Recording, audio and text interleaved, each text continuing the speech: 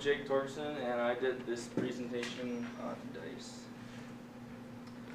So the history of dice, way back when they were first made by ankle bones of hoofed animals in the ancient times. One of the first things, they were one of the first things to be able to produce a random number. You could roll it and it would give you a random number.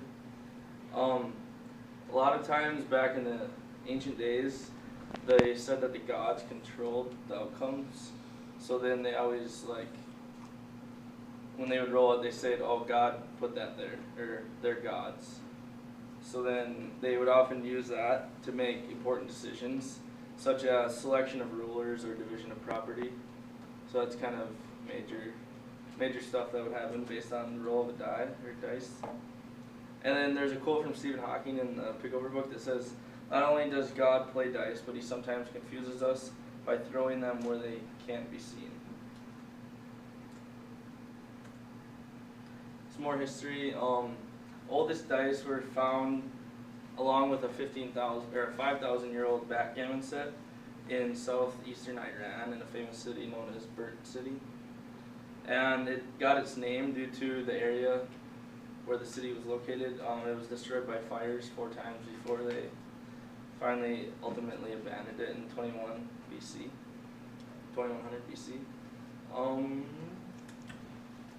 The site of the first artificial eye was most likely on the face of a female priestess or soothsayer. This was also found there.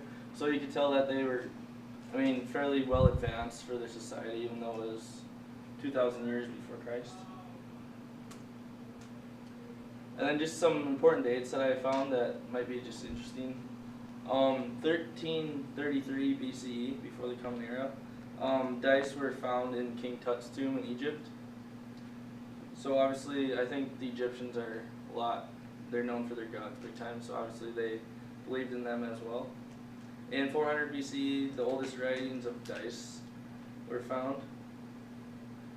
And then, that was supposed to be in, I messed that up. It was in a book, I don't remember the name of it, but I think it was written in Sanskrit or something like that.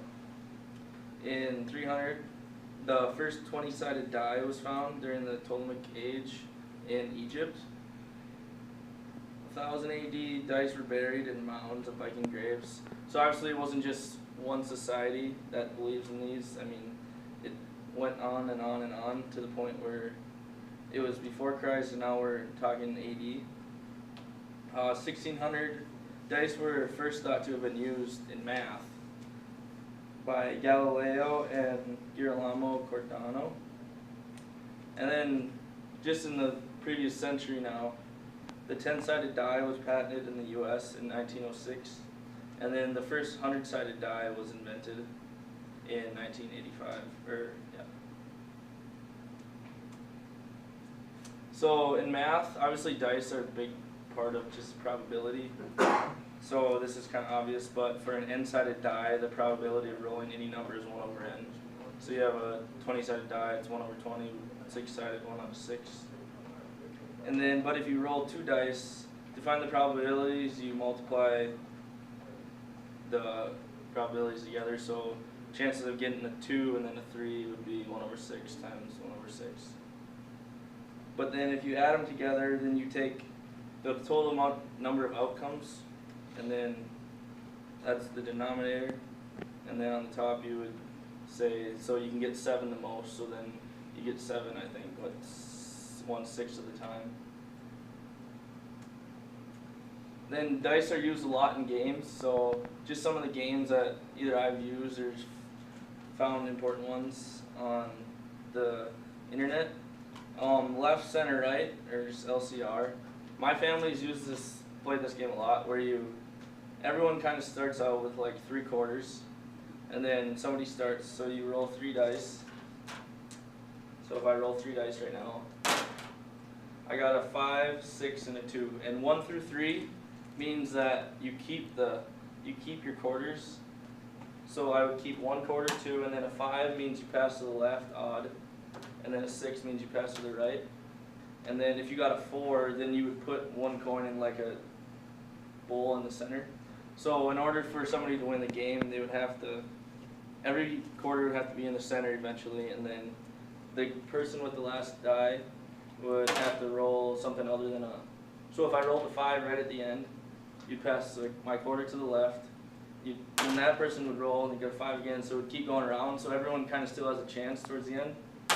So that time I got a 2. So then that person would have kept the entire winnings. Now on the last one, if someone would roll a 4, then there's no quarters left. It goes in the center, and then we call that a double pot. So I mean, at Christmas time or Thanksgiving or whatever, we play this game quite a bit, and it can get kind of intense, even though it's rolling of a die, and there's really no strategy to it whatsoever. And then the next game is Farkle, and I mean, there's a lot of different ways you can kind of go about playing it, but it's more of a push your luck game. You roll 6 dice, and then you can score off those dice, normally a 1, 5, or a 3 of a kind, and then you bank that score. If you don't, if you decide to keep rolling, then you're risking the points that you've already earned, or you can stop and go on to the next. Where if you ever roll and you don't score at all, then you have to pass the dice to the next person. And then obviously one of the most popular games is Yahtzee, and I'm going to go more into that. So this is just the odds of getting a Yahtzee.